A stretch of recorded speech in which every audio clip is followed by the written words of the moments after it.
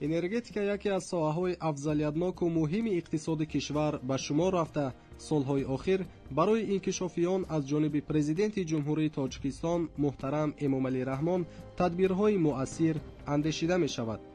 навсозиву барқароркунии иқтидорҳои истеҳсолӣ ва шабакаҳои интиқоли нерӯи барқ аз ҷумлаи иқдомҳо дар ин самт дониста мешавад. дар соли 2017 низ ин раванд идома ёфта дастовардҳои соҳа назаррасанд. яке аз дастовардҳои муҳими ин бахши иқтисодиёти ҷумҳурии Тоҷикистон афзоиши истеҳсоли нерӯи барқ дар 10 моҳи соли 2017 мебошад. ҳаҷми истеҳсоли нерӯи барқ дар 10 моҳи соли 2017 14 миллиард 915,143 миллион киловатт-соатро ташкил дод, ки ин нисбат ба ҳамин давраи соли гузашта 538,82 миллион киловатт-соат зиёд буда, суръати афзоиш 103,7% таъмин карда шуд. таҳлили воқеияти табиӣ ва захираҳои энергетикии ҷумҳурии Тоҷикистон нишон медиҳанд, ки рушди бонизом ва ояндадори Тоҷикистон асосан аз истифодаи васеъи иқтидорҳои гидроэнергетикӣ пеш аз ҳама тавассути бунёди нерӯгоҳҳои миёна ва бузурги обӣ имконпазир аст. аз рӯи ташхиси таҳлилҳои мутахассисон, қувваи барқи аз ҳисоби нерӯгоҳҳои барқи обӣ истеҳсолшуда аз лиҳози экологӣ тоза буда, ба муҳити зист ва сифати манбаъҳои обӣ таъсири манфӣ надорад. дар 26 соли истиқлолияти ҷумҳурии Тоҷикистон соҳаи энергетика бисёр ҳам рушд кард. ин ҳам аз ғамхориҳо ва дастгириҳои бевоситаи асосгузори сулҳу ваҳдати миллӣ, пешвои миллат, президенти ҷумҳурии Тоҷикистон муҳтарам Эмомалӣ Раҳмон барои боз ҳам баланд бардоштани соҳаи энергетика, ин ҳам расидан ба истиқлолияти энергетикии ҷумҳурии Тоҷикистон. стратегияи асосии ҳукумати ҷумҳурии Тоҷикистон ба он равона карда шуд, ки марказро бо вилояти суғд пайваст кунанд ва дар ин соҳа сохтмони хатти интиқоли барқи 500 киловолтаи душанбе суғд, ки ду зеризгоҳи 500 киловолта яъне сохта ба истифода шуданд.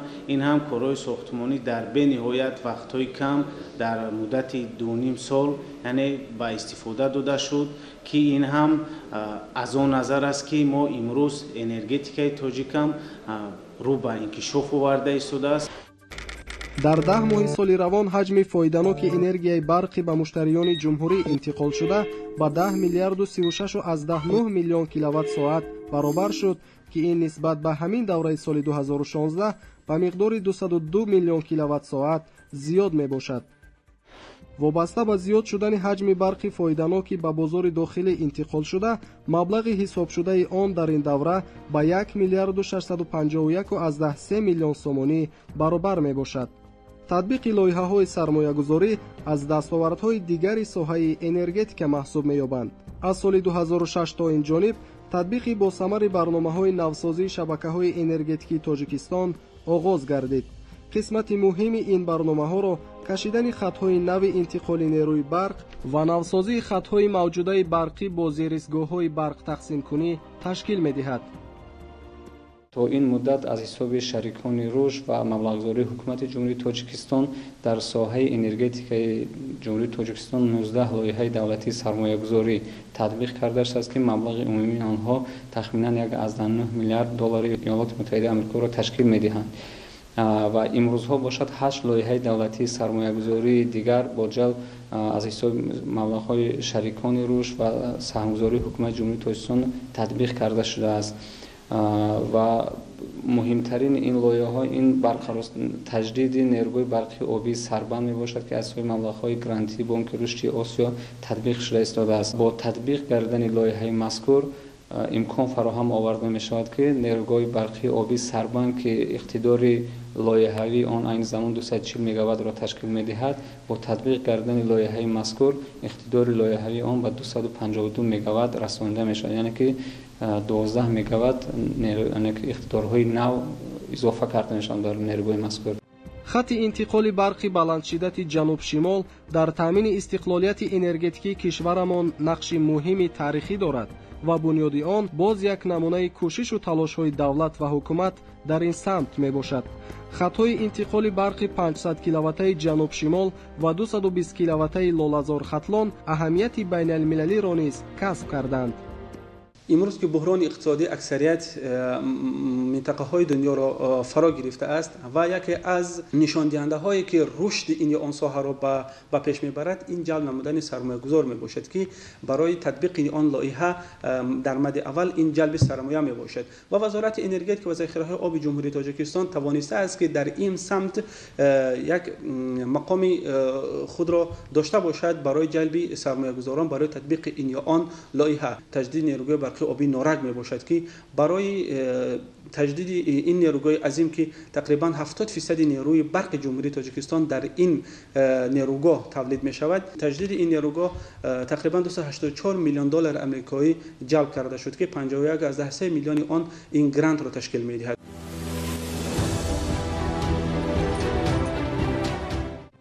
با نظرداشتی مهم بودن ساحه таъмиру навсозӣ дар ин самт идома дорад. маблағи умумии корҳои сохтмони асосии иҷро гардида дар 10 моҳи соли 2017 46.7 миллион сомониро ташкил медиҳад. аз он ҷумла аз ҳисоби маблағҳои худӣ 44.2 миллион сомонӣ ва аз ҳисоби маблағҳои буҷети ҷумҳуриявӣ 2.5 миллион сомонӣ корҳои сохтмони асосӣ иҷро карда шуданд. ин тадбирҳо ҷиҳати баланд бардоштани эътимоднокии фаъолияти шабакаҳои барқӣ ва иқтидорҳои барқистеҳсолкунанда, паст намудани сатҳи талафоти технологии нерӯи барқ анҷом дода мешаванд. таҷдиду навсозии иқтидорҳои мавҷудаи кишвар низ имконият медиҳанд ки истеҳсоли барқ афзун шуда, таъмини мардум ва корхонаҳо бо барқ беҳтар гардад. таҷдид ва аз навсозии ин нерӯгоҳои барқӣ ва зеристгоҳҳо барои мо боз ҳам тавоноӣ яъне захиравии нерӯгоҳҳоро зиёд мекунад, система энергетикӣ боз ҳам устувортар мегардад ва махсусан он тавоноии нерӯгоҳое ки дар ин муддати сол яъне он агрегатҳо яъне кори худро иҷро кардан ва ба аз навсозӣ ниёз доранд, ин ҳам бошад тавоноии захиравии онҳоро низ зиёд мегардонад.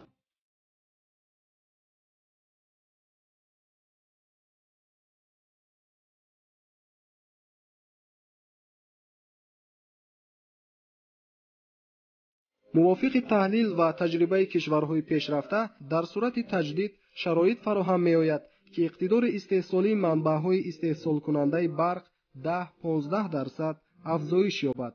таҷдид ва азнавсозии иқтидори истеҳсолӣ ва давомнокии фаъолияти муассисаҳои энергетикии кишварро меафзояд ва аз тарафи ҳукумат ба ин самт таваҷҷӯҳ бештар мешавад.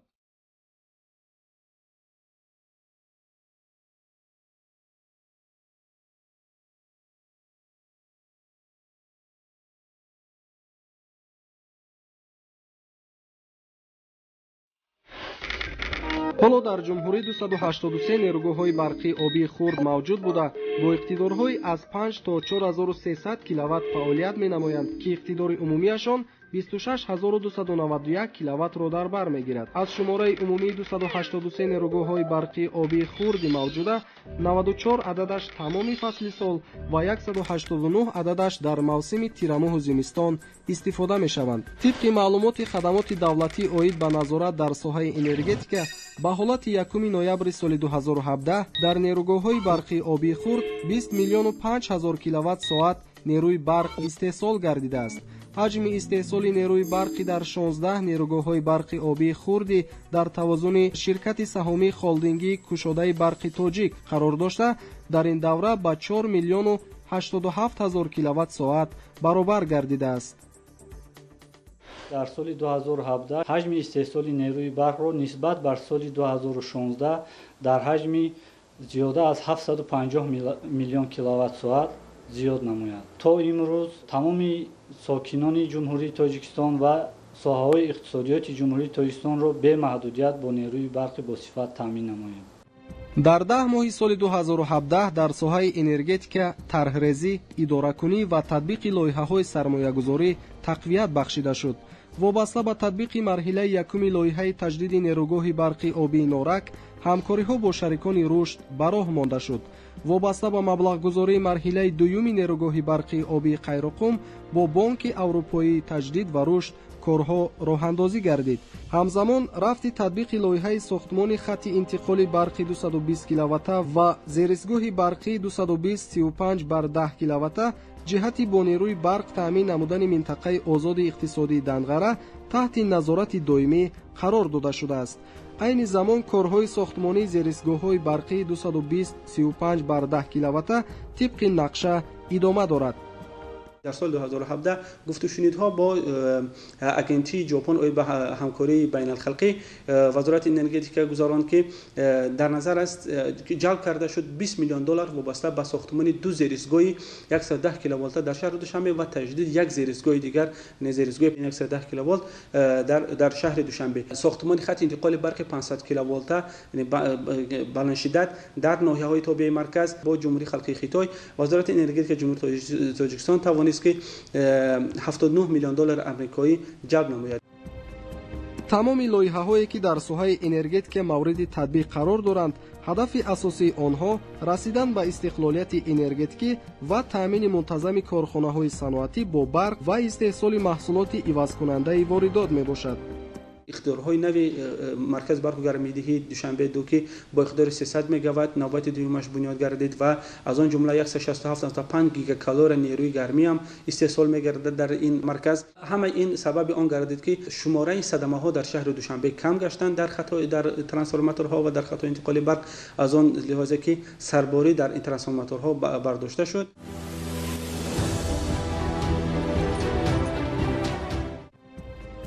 ساختمان و مورد استفاده قرار گرفتن مرکز برق و گرمایدهی دوشنبه 2 از دستاوردهای دیگری مهم ساحه انرژتیک می باشد. حالا تشکیلات و مؤسسه‌های شهر دوشنبه با این انشاءات انرژتیکی مرحله به مرحله پیوست می گردند که این با بهبود بخشیدن وضع اجتماعی عائله‌ها و تشکیلات و کارخانه‌ها مساعدت می نماید. در شهر دوشنبه بسیار خوب است که تامینات با انرژی گرمی زینه به زینه در تمام ناحیه‌ها عملی شده است و اگر در مثال یک خانه دو حجرگی ما به حساب گیریم، در آنجا دو باتری یعنی گرمی به پورگی تمامی فرض کردیم 45 متر کوادراتی مساحت خانه را به گرمی تامین می نماید. برای این بیشتر اقلاً دو پیچکه الکتریکی ضرورت بود که آن هم باشد نه کم از 1.5 کیلوواتی یعنی 3 کیلووات ساعت را تواناییش تشکیل میکرد که ما گرم سازیم. همزمان بینید که اگر در یک خانه 3 کیلووات ساعت از پیچکه الکتریکی ما استفاده بریم، در 24 ساعت ما 72 کیلووات یعنی ساعت توانایی انرژی الکتریکی ضرور است. و از جهت اقتصادی باشد انرژی گرمی بسیار ارزان است. در برابر این انرژی گرمی که خانه ها رو امروز با گرمی تامین می نماید حرارت معتدل دارد که این هم از جهت گرم بودنی یک خیل حرارت داشتنی خانه بسیار خوب است و هم از جهت بخطر است.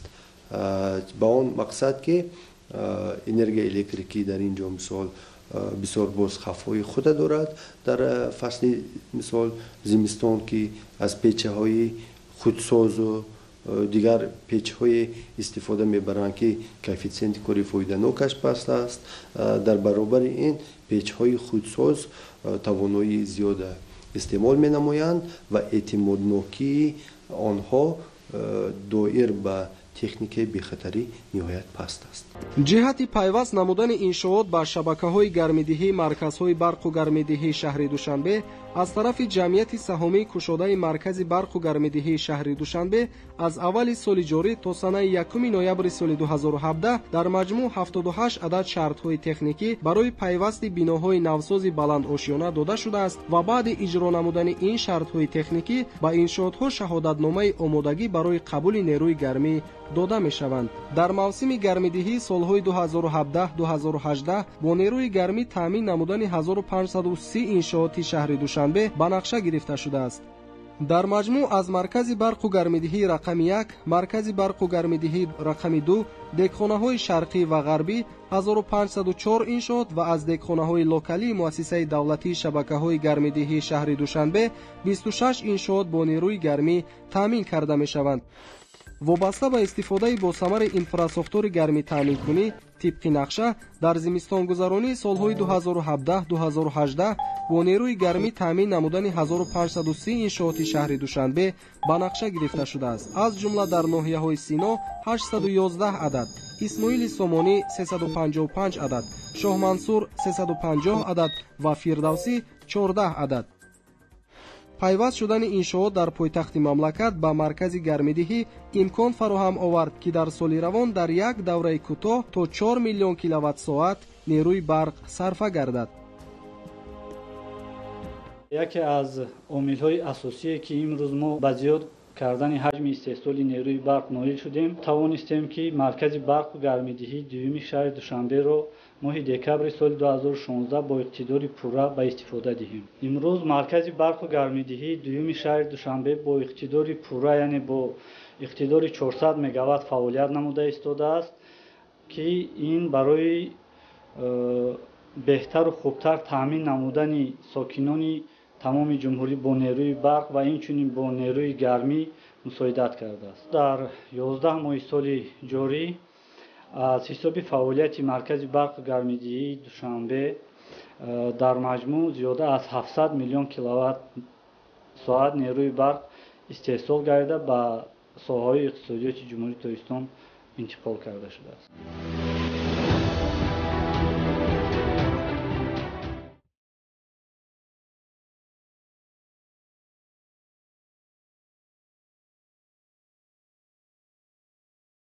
ҷараёни татбиқи лоиҳаи Каса 1000 идома дошта, амалишавии он аҳамияти байналмилалӣ дорад, зеро лоиҳаи Каса 1000 на танҳо ба рушди иҷтимоию иқтисодӣ мусоидат мекунад, балки кишварҳои минтақаро бо василаи пуриқтидори энергетикӣ пайваст карда, ҳамкориро дар дигар соҳаҳои ҳаётан муҳими кишварҳои минтақаи Осиёи марказӣ ва ҷанубӣ густариш хоҳад дод. дар маҷмӯъ соҳаи энергетика асоси пешрафти тамоми бахшҳои хоҷагии халқи мамлакат буда, ба рушди устувори иҷтимоию иқтисодии мамлакат замина фароҳам меорад. аз ин рӯ асосгузори сулҳу ваҳдати миллӣ, пешвои миллат, президенти ҷумҳурии Тоҷикистон муҳтарам Эмомалӣ Раҳмон ба ин соҳаи ҳаётан муҳим диққати ҷиддӣ зоҳир намуда, барои расидан ба истиқлолияти энергетикӣ аз тамоми имкониятҳо истифода мебарад. маҳз талошҳои шабонарӯзии президенти ҷумҳурии Тоҷикистон, пешвои миллат, муҳтарам Эмомалӣ Раҳмон аст, ки соли 2017 Тоҷикистон бори нахуст бо истифодаи пурраи имкониятҳои дохилӣ дар тамоми фасли сол ба таври шабонарӯзӣ бо барқ таъмин гардида, маҳдудият ба пуррагӣ аз байн бурда шудааст.